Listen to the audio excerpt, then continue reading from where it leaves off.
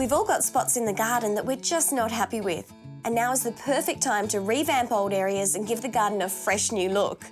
So my front garden is getting a spring makeover. I know I'm guilty of often cramming too many plants into an area and ending up with a cluttered collection of plants. And so what I've done is I have cleaned out this whole front garden and just left the framework of trees.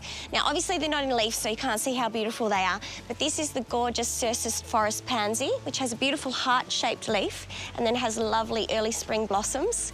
I've got a weeping Japanese maple, which is over 10 years old, and finally a crepe myrtle, which has beautiful bark as it gets older and lovely summer flowers. And then the whole garden bed is edged with a Chilbagia Milky Way, which, although it's not in flower now, does flower through most of the year. And as you can see, it does form a really nice, neat border.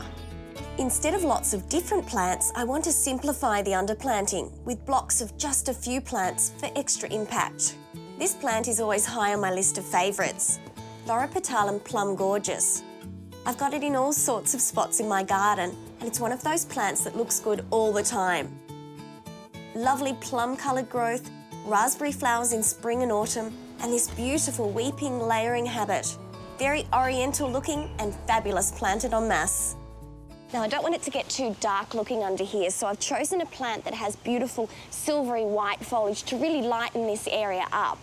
Now, this is a variety called Lamium Snow and Frost.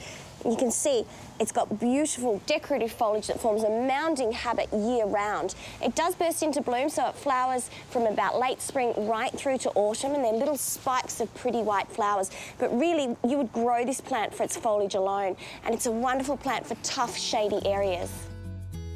Now the finishing touch. I'm always singing the praises of hellebores. They're such a cheery plant for brightening the winter garden, and many of them flower well into spring. Because I've got lots of purple and burgundy foliage in this bed, I've chosen a stunning white flowering variety for extra contrast. Now, this is a newcomer called Hellebore Molly's White. You can see it's got a beautiful white flower that's blushed with pink. Flowers for a long time, from winter right through to early spring. Now, isn't that a pretty picture?